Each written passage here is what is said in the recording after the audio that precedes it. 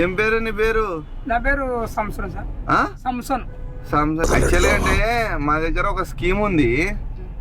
మా తమ్ముడు ఒక డాక్టర్ సైంటిస్ట్, ఆయన పాము కాటికి మందు కనిపెట్టినాడు.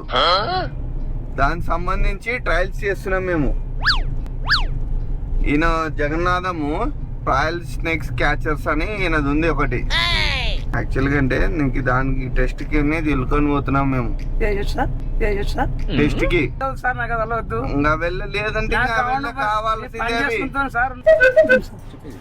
దీన్ని పాముతో ఇట కాటేది, పాముతో ఇట కాటేది.